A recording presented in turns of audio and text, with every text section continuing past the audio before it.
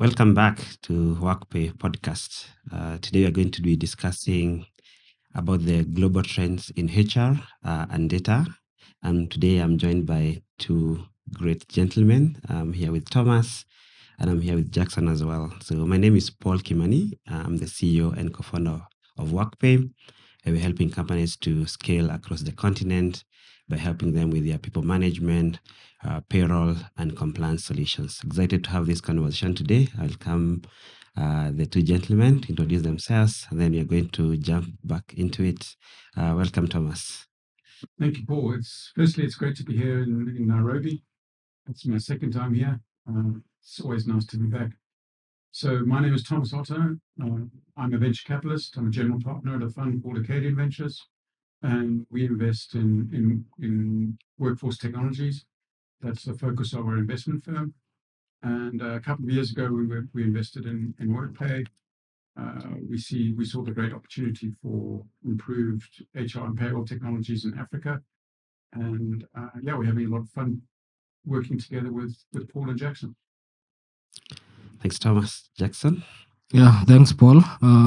Great to be here.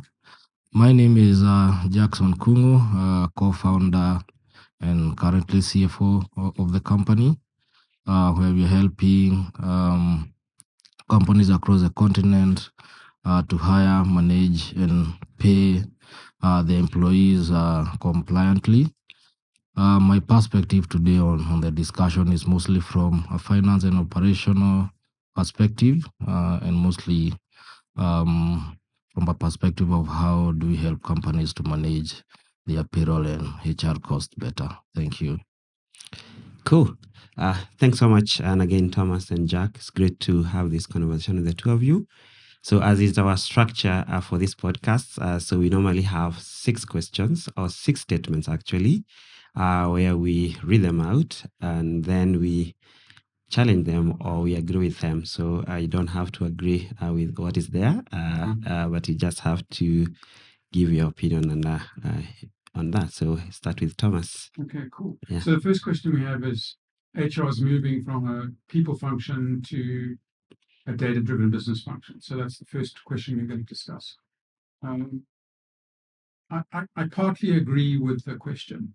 I don't agree with all of it. I think the people function part doesn't go away.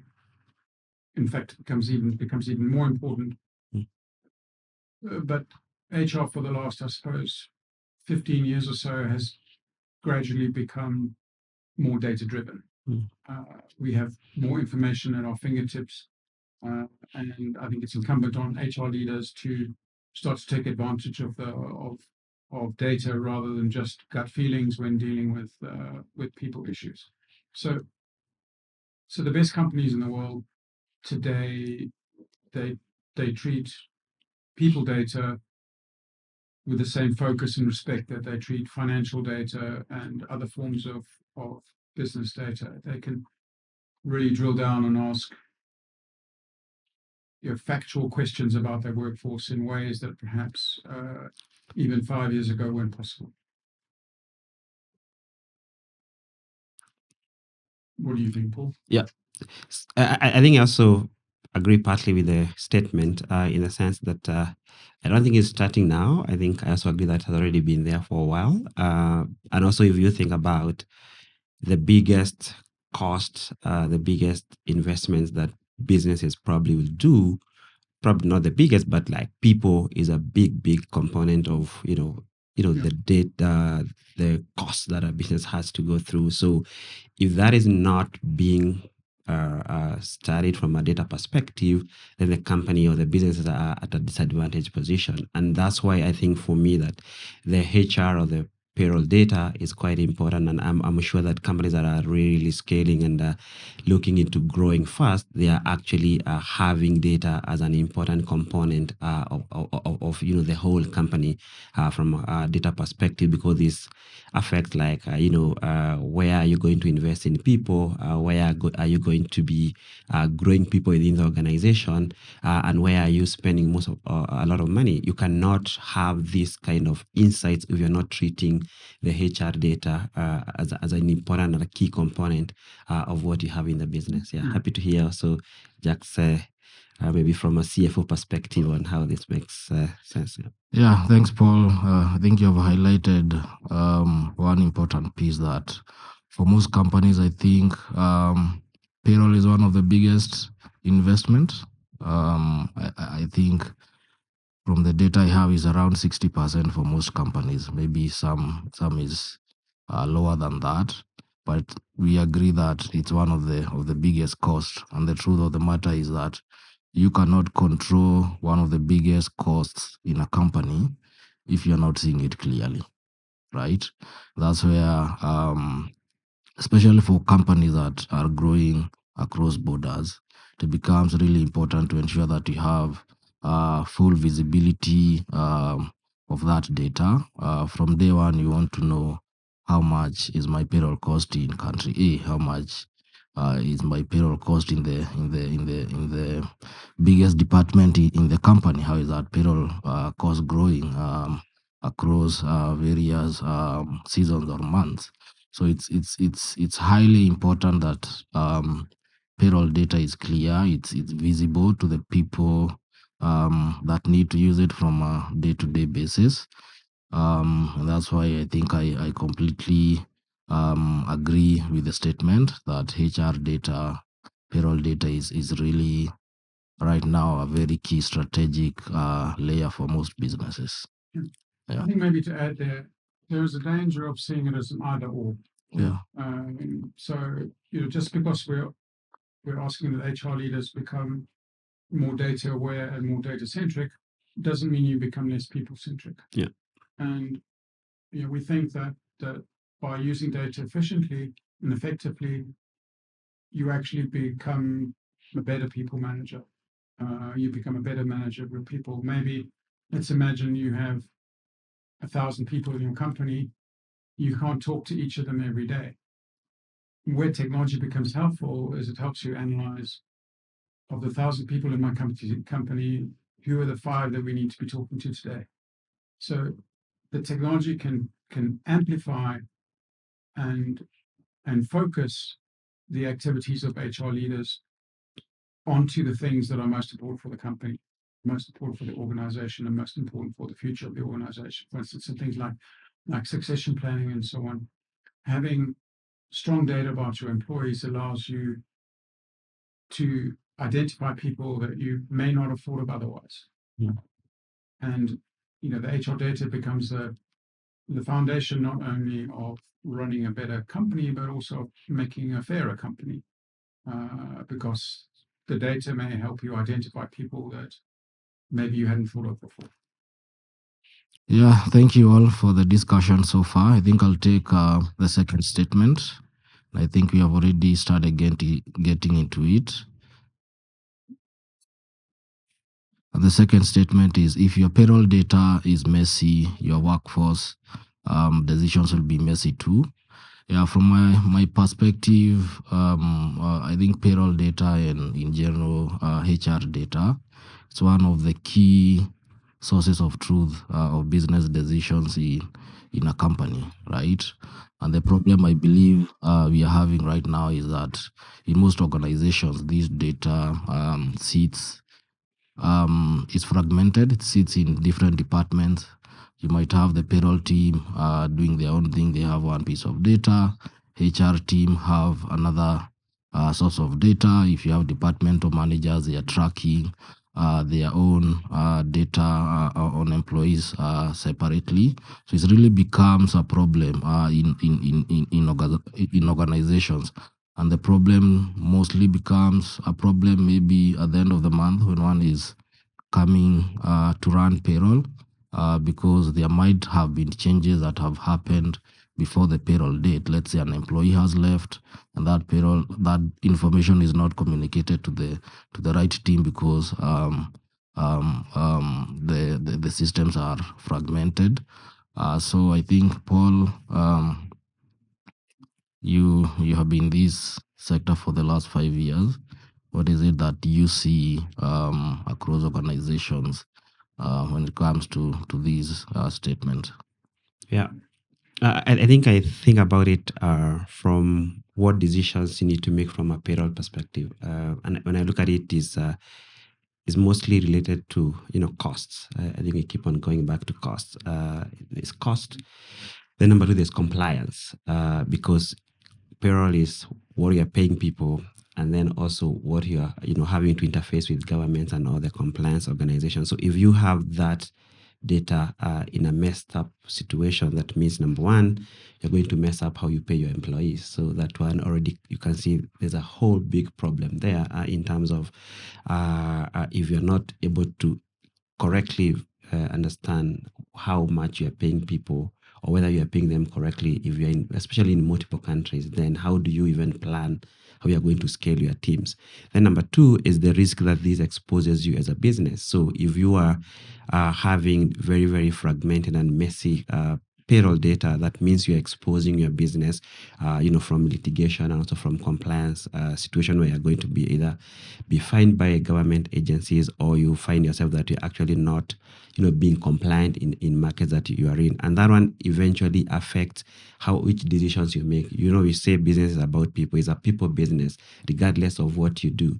And payroll is at the core of this people conversation. So if you don't have a situation whereby your data or your payroll data is in one place, essentially that's going to cascade down in how you make, your decision from which departments do you hire in, like which country do you hire in. So if, let's say, for example, a scenario where you're operating in like 5 multiple countries, and then your data in Nigeria is not talking to your data in South Africa or in Kenya, you might find a situation where you probably, if that data was cleaner, was organized in a way that probably you find, hey, probably we need to optimize the workforce in Nigeria because of maybe the size of the market that we are going for there, or we need to be able to support or add more people in South Africa because, or even departments like how much are we paying engineers in Nigeria, how much are we paying engineers in Kenya or Morocco, wherever your people would be.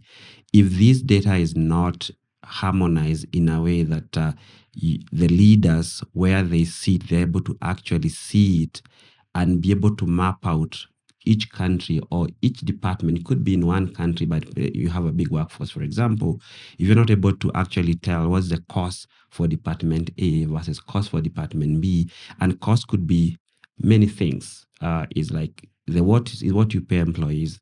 There are things around benefits. There are things around pensions and all these things that you do to employees. Are you able to have a situation where you can see that from a high level perspective as a business leader, especially, and use that to make decisions? So if that is not there, definitely you're going to be in a situation where you're going to, make decisions with not all the information. Then you end up making decisions. Then you're like, hey, maybe here we could have done better. And as you scale, either you are scaling in one country that is scaling more people, or as you scale into geography, all these things keep on compounding.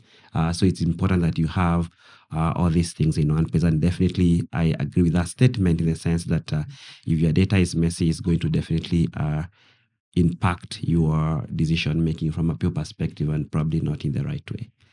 Yeah, maybe happy to hear Thomas's opinion on this. Yeah, this is a deep question, but I think one way to think about it is maybe the word respect. I remember many years ago when I first started work, and my father, I think, was even happier about this than I was, but I got my first paycheck. And, when I went home and I took that, opened the envelope, and I saw the salary and the tax and the deductions for pension and so on, as a person, it filled me with pride that I was now working and I had a job. And we forget sometimes that payroll is a major part of why people go to work. And if you're not able to produce that accurately and correctly, then why would the employees trust you about anything else? So at the heart of payroll, there is this relationship of trust and respect, mutual respect between you and your employees. If your customers, the people that you sell to or you buy from, treated you poorly, you wouldn't want to do business with them. And so at the heart of payroll is this idea of it's part of the trust relationship you build with your employees. So it's very important to get it right.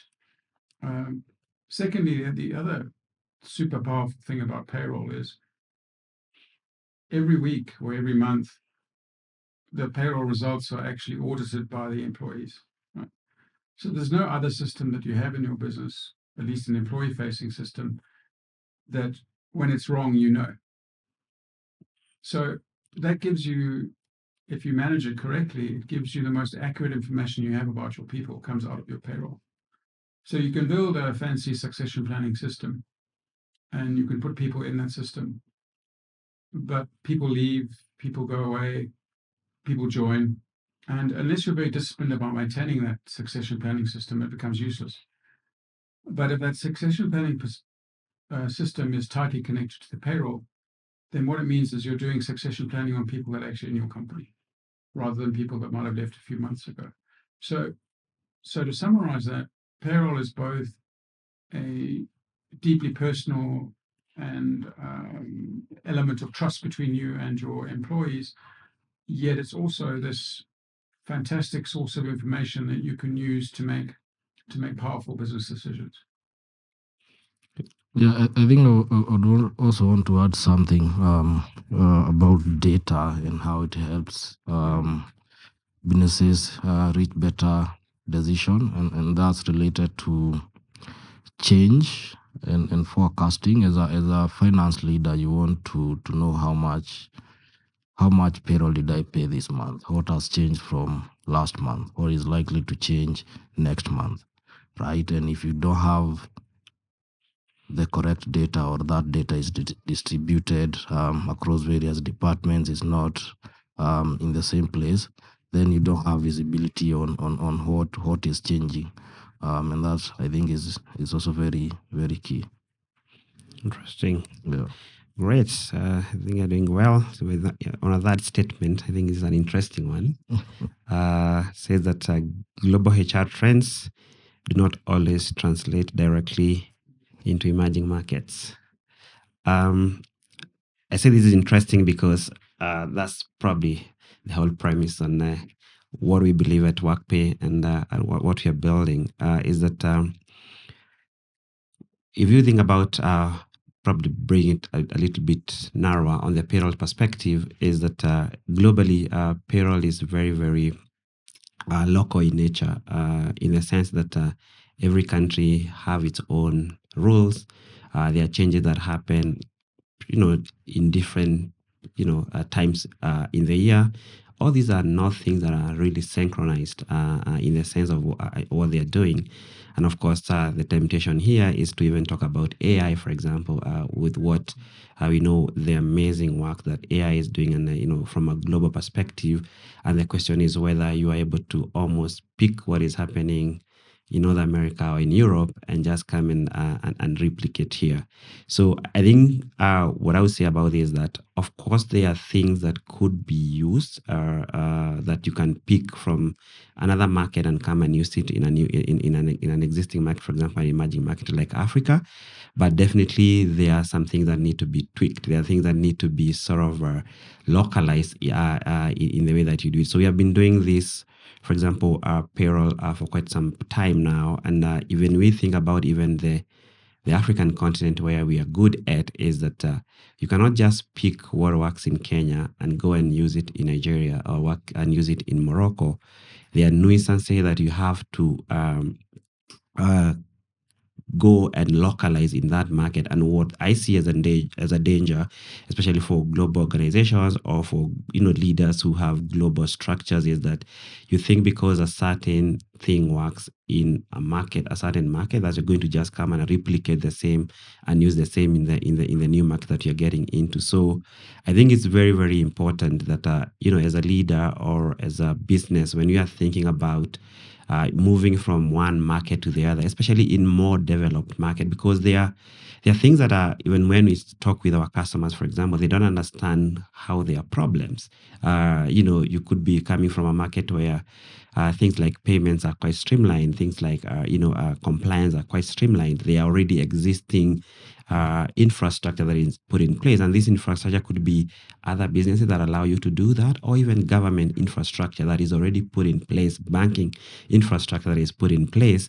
And you might come with a mindset and think like, hey, because this is working, it's going to be able to work in this market. And that is always a point or an opportunity for, or a risk for, of you getting into compliance issues if you want to bring in something that is working in market A and bring it in market B, especially for the more emerging markets are coming from more developed economies. I think my take on that is that, but just on the flip side, that's not to say that there are things that cannot be almost replicated from developed market to new to emerging markets. Of course, there are things that can be done that, but then there's always what we call the local content, the local nuisances that, regardless of whether it's a lot of change or is a minimal change, you have always to put the local nuisances into perspective. Happy to hear your gentleman's feedback on that. Yeah, let me just say that I completely agree with that statement, because that's the premise, is the premise of why we created this company, to ensure that we are local first before we are global. And I believe global HR systems, they are good in managing general employee information, right? If they are globalized, things like adding an employee, ensuring the employee data is correct, because that's global everywhere. But I think it becomes complicated when you come to the payroll and compliance layer. And I say that especially in this continent, we are a continent of 54 different countries. As Paul, you have stated rightly, what works in country A does not work in country B. The general way of running payroll might be the same. It's gross pay. You are getting less deductions and taxes and getting to the net pay. But the local nuances in each country are different. Payment systems also in different countries have different levels of development. There are some countries that their payments infrastructure is already developed, so making payroll payments becomes easier. Some are still far much behind, and you have to be aware of all these nuances in all these countries. The other thing is around compliance. You'll find in some countries across the continent, compliance can be automated, right? You can go into the tax authorities website and do the filing that you need, but you still have countries where you really have to walk into these government entities to do the filing, and sometimes even to make the tax payment. So all these nuances in various in different African countries make globalizing this whole payroll HR compliance difficult. You have to be local first before you become global. You know what, Thomas, you think about that? Yeah, you're correct. I'll give you maybe two reasons to help back that up. One of my previous jobs I was in charge of the HR products at SAP. And SAP is the most global vendor in the world in terms of international coverage. And but somebody like SAP will spend most of the time considering what goes on in the US market, the German market, the French market, and so on. And African payroll was never at the center of our strategy at SAP. Uh, and that was just the nature of the economics of a company like SAP.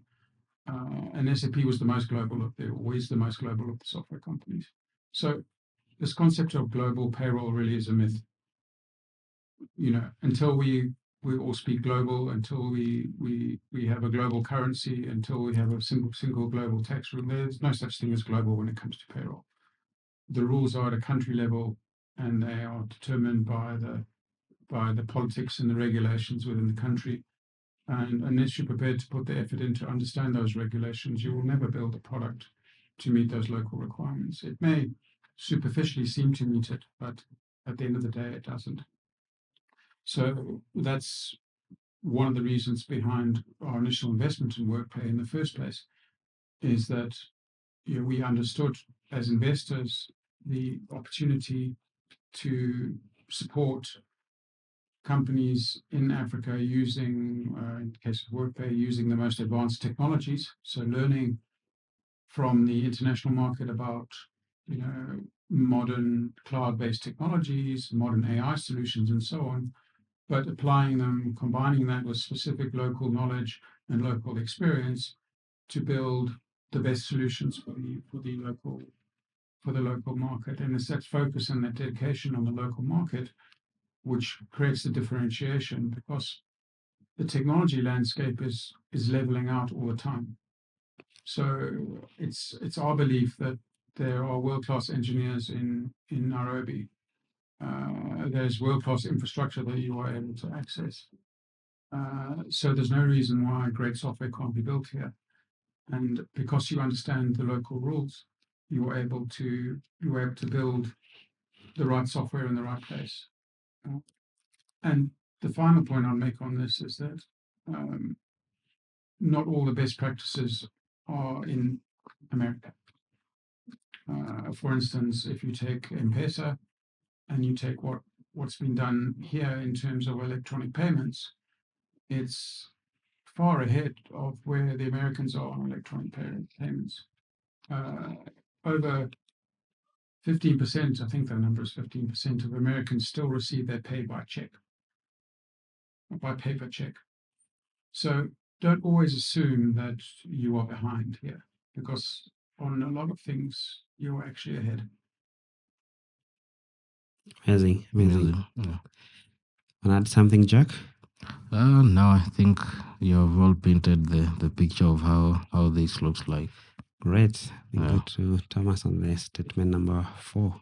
Yeah, so the next generations of HR systems will not just store data, they will help leaders make decisions. This has kind of been the holy grail for probably since I got involved in HR technology. Part of it is a managerial attitude, which we already discussed, that managers and HR leaders need to become data literate and become more data driven in the decision making processes.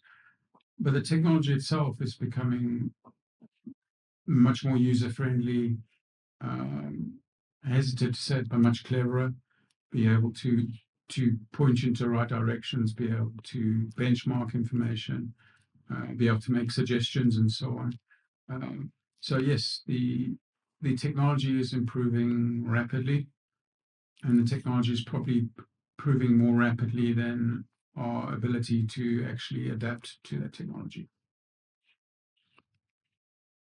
Yeah. I think my contribution on that would probably be in form of a question to us, is that, as technology is improving, a lot of this data is becoming more available to leaders, and in this case, the HR leaders. I think the wider question is that what parts of the employee life cycle would help these leaders to make most decisions based on the data that they have, because there's a danger of having a lot of this data, but then what kind of decisions that are quite actually quality that these business leaders are making from this HR data.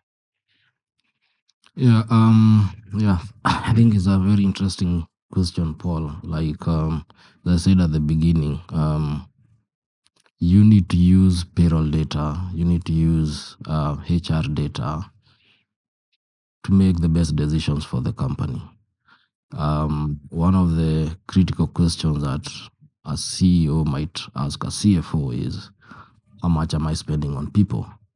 The question then becomes, is that data readily available? If you're in one country, you're in in Uganda only, and you have one payroll system, then that answer can be available to you very quickly, right? But if you are a big company, you're in like 15 countries, and you're using different payroll systems, you don't have a single dashboard where you can get all this information, then that data will never be availed to you. Or if it's availed to you, then it's available at the wrong time, because you need that data when that data is relevant. You don't need to get that data on how much am I spending on people, what is my turnover in the last few months, what is making employees leave. Simple things like what Thomas is alluding to, like are there payroll complaints from employees, right? That data might be going to the person that is running the payroll, but it never reaches the people who need to decide, why am I having a lot of payroll related complaints from employees? Is it a payment issue on this data? Is it that our payroll system is calculating wrongly, right? So you need this data when and if you need it, right? And that's when I agree with that statement, because if that data is availed, and to your point, Paul, the systems are becoming more intelligent. There are a lot of developers that have built a very good system for this. Then that data then becomes a key layer for making decisions company-wide. Yeah. Yeah, I think you guys are spot on. And maybe the one thing I'd add is it's not just HR data for HR leaders, it's HR data, people data for business leaders. So, can you make better decisions about where to locate? You're opening a new store, where are we going to get the people from? Do we get them from, do we hire people? Do we move people internally? Those kind of strategic business operational questions, when you combine them with HR data, become much better decisions. Great. I think that leads us to our fifth statement. Employee experience will increasingly depend on data quality.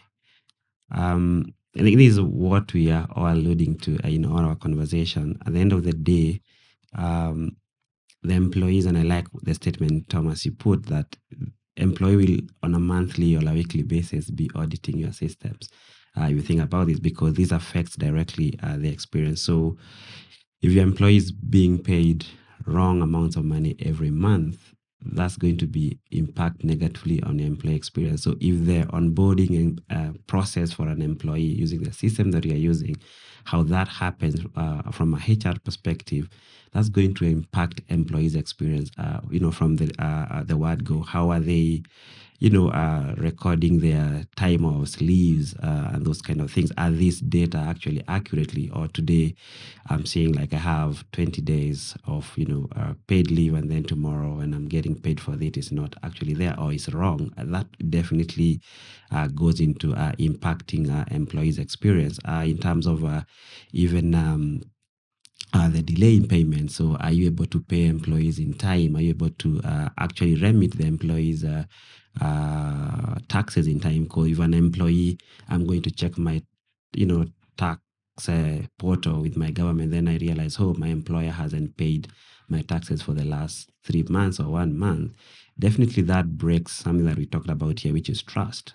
Like employees are going to start questioning even the decisions that you make, not that are not necessarily related to payroll. But if you're not able to, accurately pay me, you're not able to pay me on time, or basically you are breaking all the, the decisions on the agreements that you gave me as an employee, then that impacts on how I view you. I view the organization, number one.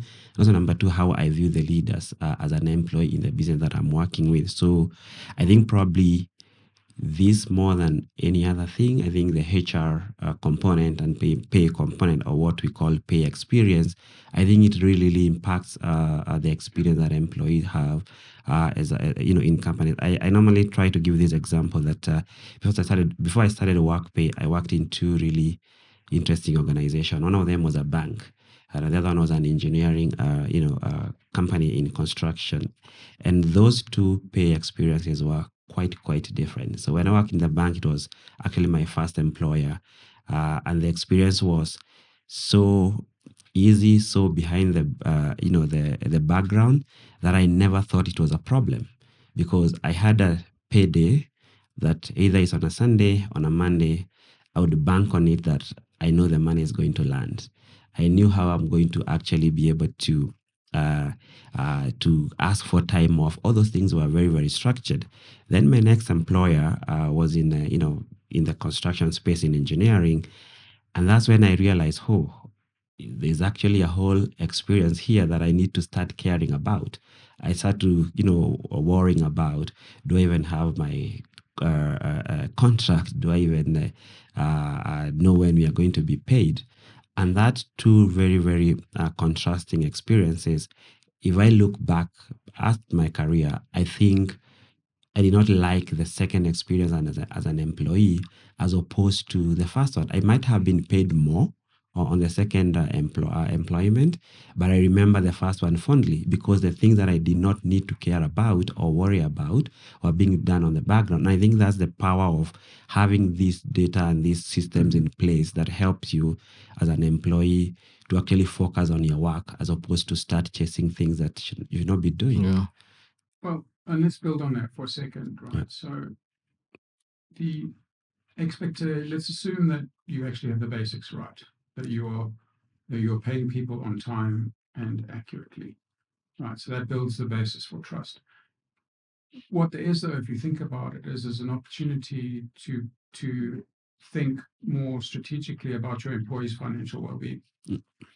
Right? Because that's really what it's all about, right? When you boil it down, it's about financial well-being for the employees.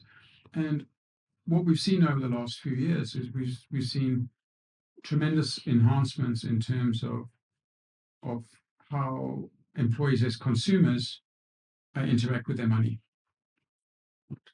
And there's an opportunity, and I know you guys have been working quite hard on this, to see payroll not only as a simple transaction, but actually as a springboard for helping employees make the most of their money. So whether that's to help them get access to credit, to help them get access to insurance, to really rethink the relationship between employee, employer, and money, so that you can not only simply pay people, but also that you can help people actually manage their money and do more with their money. Which again, when I look at you guys from an investment point of view, there's a tremendous opportunity locally for a company like Workpay, not only to pay people, but to help transform access to financial systems and to financial well-being. But that all starts from the basis of a reliable payroll. So a reliable payroll may seem like a boring thing, but actually it's a springboard for financial inclusion, for financial wellness, and for so much more. Yeah, Thomas, you are 100% right. And I always say that payroll is personal, right? When I receive my salary, I have other dependencies that are time bound, right? Maybe I have a loan that I need to pay, I have school fees to sort. I have a loan somewhere, to your point about financial inclusion and ensuring that you're getting access to the right financial services, the right maybe saving schemes.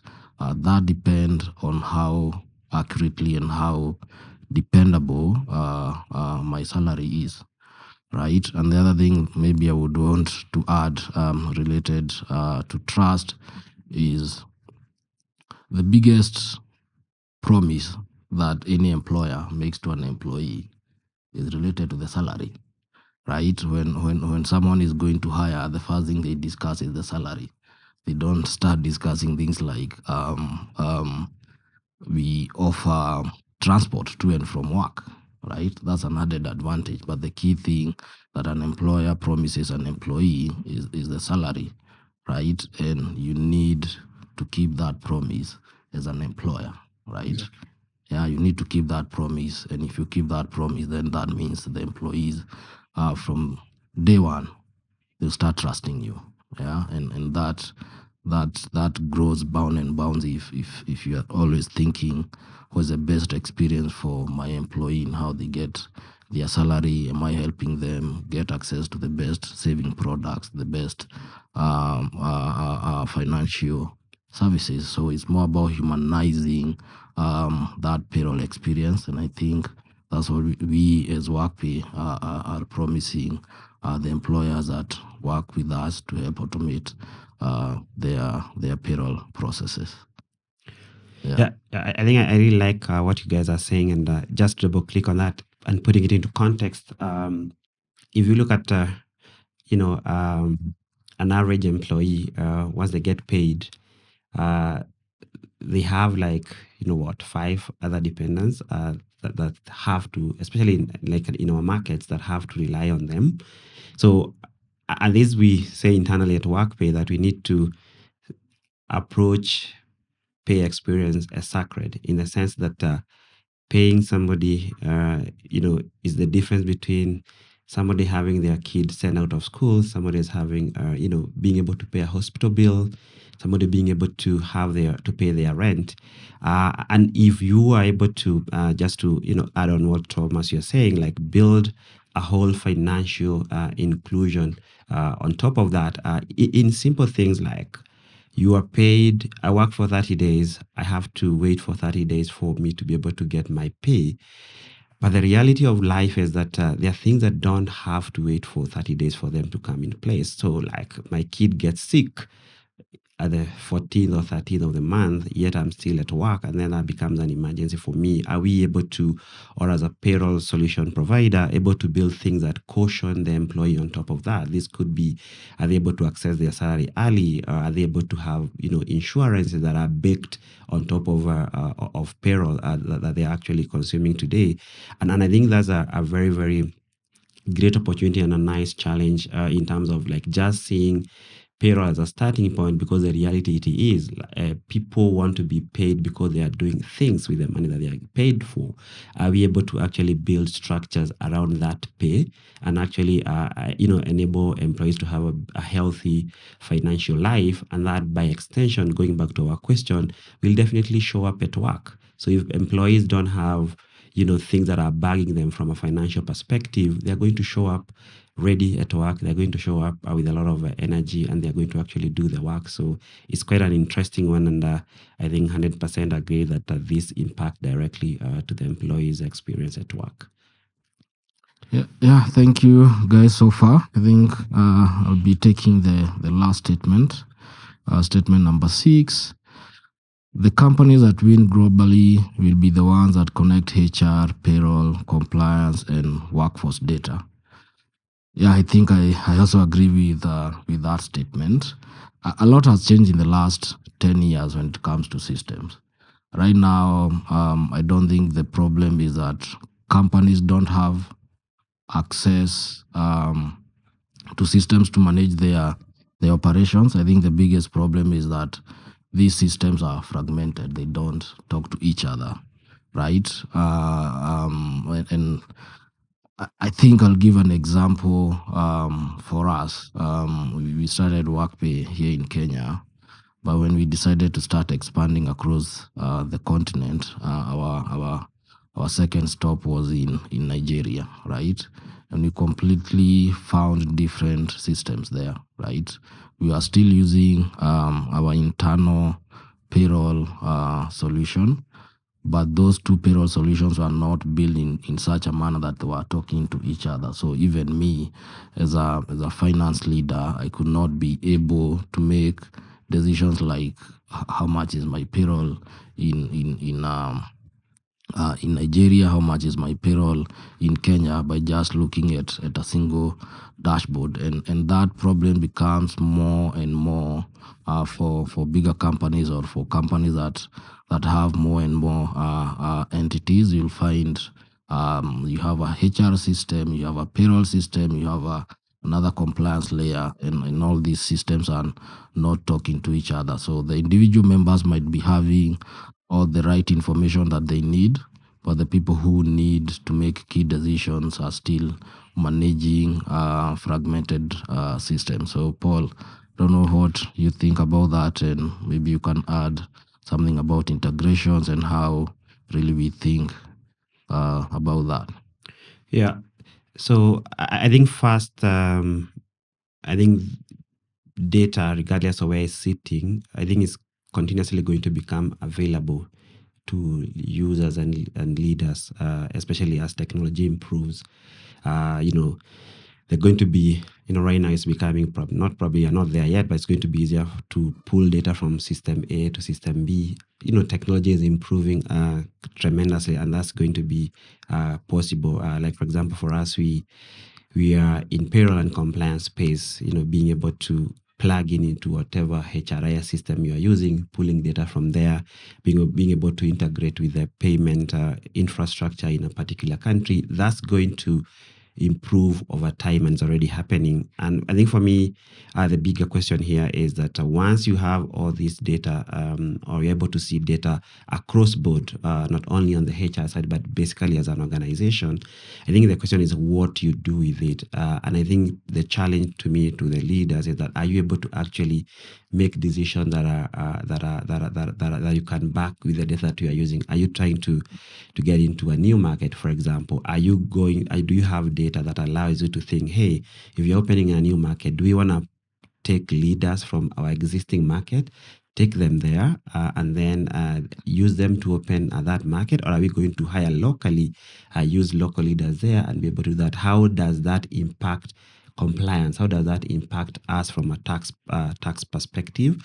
I think it's something that is going to increasingly going to be useful. For example, as at Workpay, for us, we want to continue building and becoming leaders. When you think about payroll and compliance in the continent, when you are opening up a new market, when you're going to a new market, you can actually use the data from the people you hired. How long have they stayed within the organization? What's the cost of those people over time? This is data that you can actually get, and you can actually connect with your financial system, and you analyze this data. But then the question is that how do you use that data as an organization to be able to make decision?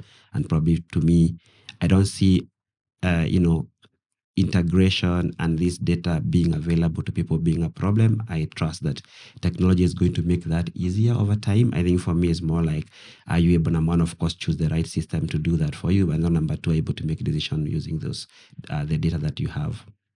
Yeah. Maybe add one more thing here, is that it's my expectation that there will be two trends. The first one is that we'll see more African champions emerge. So we'll see companies emerging in Africa over the next decade that are competitive on a world-class level. Yep. And it's my firm belief that that will happen. There is the talent and the ambition here to do that, and more there is the infrastructure to support that. And I see payroll as a fundamental underlying component of that infrastructure. Secondly, most international companies have ignored Africa. They have underestimated its potential, both from a market perspective and from a resource perspective. And I expect that will also change. And so there will be more and more international competition for African talent. So this means that African employers will also have to step up their game. And it starts with the basic fundamentals of payroll. So we'll see two things. We'll see more and more international companies investing heavily in Africa. We've seen this. We take the example of Amazon's investment in the data center in Cape Town. We see Microsoft's investments in Nigeria and here and so on. And we will see more and more international focus on Africa because the world needs talent. And increasingly, it doesn't matter where that talent comes from. And it's my strong belief that Africa will be the major talent provider to the world. To do that, you need to pay people, and all comes back to payroll. Yeah. Amazing. Thanks so much, everyone. I are almost coming to the end. I think the last question that I would like us to address, all of us, if the company is trying to become more data-driven in HR and payroll, what would be the one thing you would ask them to do in the next quarter or the next 1 year? Well, obviously, they need to buy Workpay.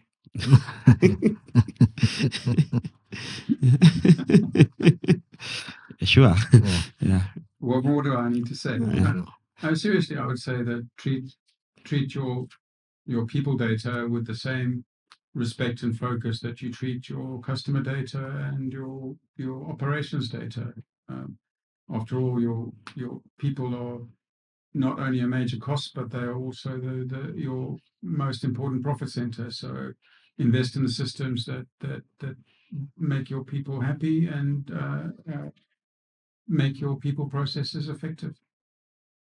Yeah, I think for me, it's just clean and standardize your payroll foundation, right? You need the right payroll data talking to you, right? So clean and optimize your payroll foundation, get the right system, but ensure that the data that you have is clean.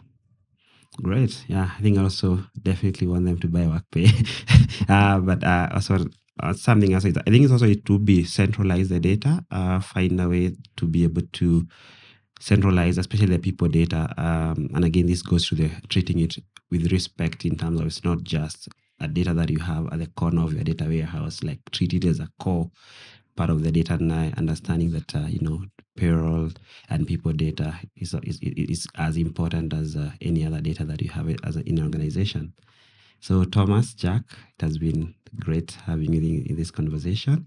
And for everyone else who is listening in, if you would like to learn more about Workpay and how we are helping companies to scale across the continent, please visit our website at myworkpay.com. Thank you.